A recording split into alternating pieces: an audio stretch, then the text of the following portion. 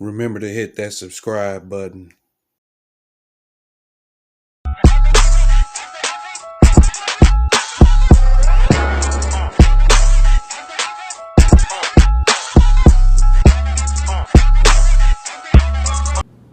It's Against the Grain Sports, and today we are talking black coaches and black ownership.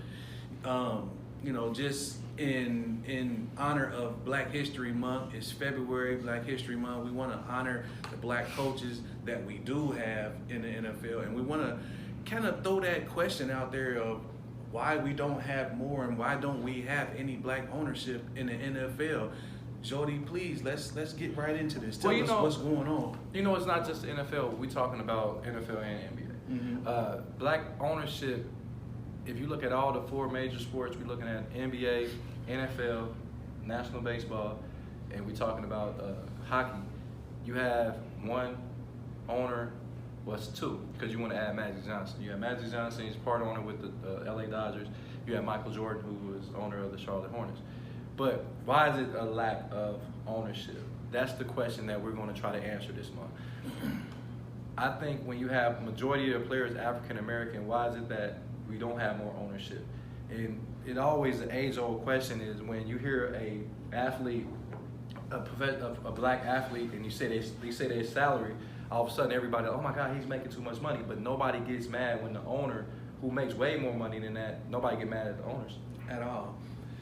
It's an age-old subject.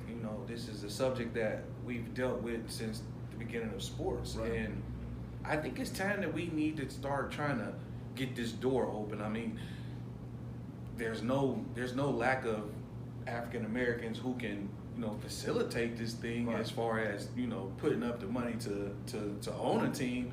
It's just about the organization not letting them do that. Right. Once I can't remember what year it was, but do you remember when Bill Cosby had that group where they was trying to buy the Cleveland Browns? Do you remember that was some time ago. That was some time ago, and then it got shut down.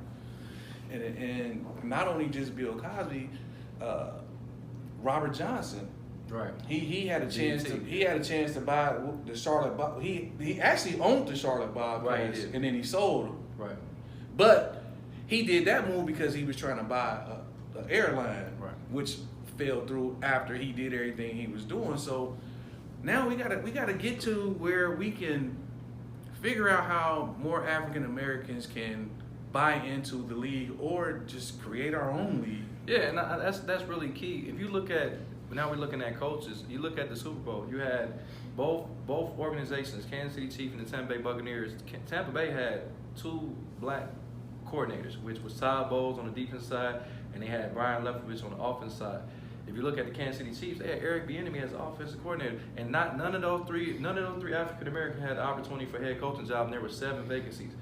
So why is it that they're not getting those opportunities to coach? Now I know Todd Bowles had been a head coach before with the New York Jets, and I mean he had a playoff run, but look at what Adam Gase is doing with the Jets. He absolutely had horrible years and didn't develop anybody, but he still got another gig after coming from Miami in the same division to the New York Jets. Sometimes I just don't see African Americans getting that same opportunity. I remember when Lovie Smith went 10-6 and got fired for the Chicago Bears. I'm just curious on why. Why is that the question? Why is Eric Bieniemy not a head coach? Maybe it's a lack of trust within NFL ownership teams. I mean, when you look at these guys' resumes, their resumes say, "Listen, I'm a winner," but the ownership looks at it and still goes in a different direction. And we need to figure out why. We need to know why these guys are not getting those opportunities and what can we do about it? Because, like I said, I'm not saying it. I'm the type of person, I believe Gerard's the same way. We're speaking about whoever is the best candidate, put them in there. Mm-hmm. But sometimes I don't think some of those guys are getting an opportunity. And then when you look over into the NBA, and NBA is 89% African American, but they only have a small number of African American coaches. And two coaches that come to mind that I think have not gotten an opportunity for head coaches is Sam Cassell and Jerry Stackhouse. Sam Cassell has been on benches for the Boston Celtics when they won the championship. Mm-hmm. He's been around Doc Rivers, and then you had Jerry Stackhouse, who was on the bench as assistant coach when the Toronto Raptors won the championship, and they have not gotten an opportunity as a head coach. But I see other guys that, like a Steve Nash, who has no head coaching experience and no championship, not only as a player but as a coach, because he was some type of mentor in Golden State, where I don't think he was on the coaching staff per se, but he got a head coaching job. He jumped the line. I feel like he jumped the line, and I just want to know why it seems as if, like a Nick Nurse, like a Eric Spoelstra, those guys started off as like guys that were working as like media guys, and they got head coaching jobs. So why is it that it seems like the African American coach has to work that much harder, and they still don't get the same opportunities? Well, that's what we're here to find out, man.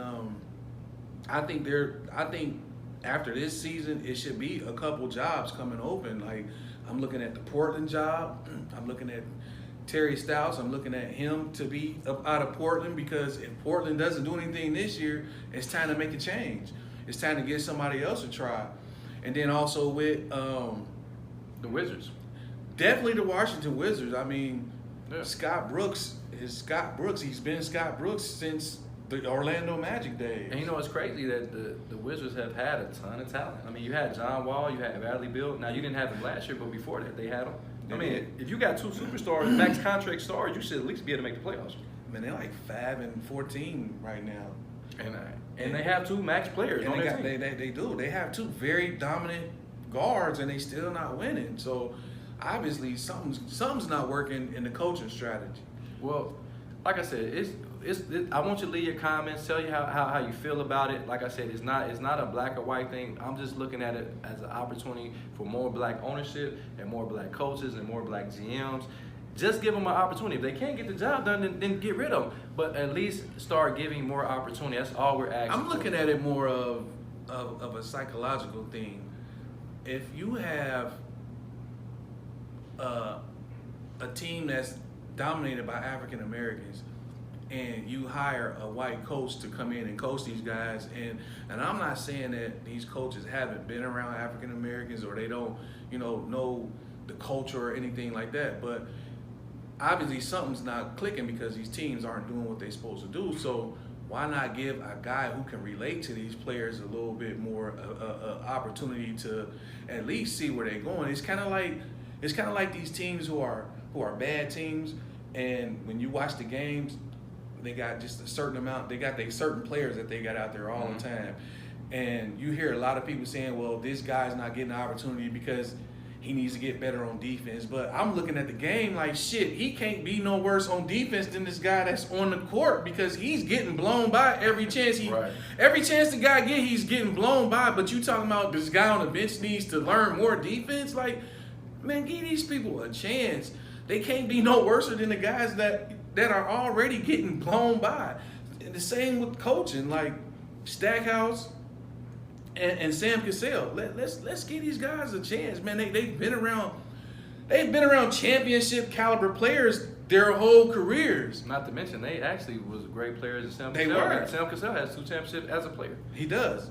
So it's Against the Grain Sports. Like, subscribe, leave a comment, and we're just looking for an opportunity for more black ownership, more black coaches in all sports, because you just have to give a chance, and sometimes you need to open the box, not only for African Americans but also for females as well. I think they need the opportunity to get to shine as well.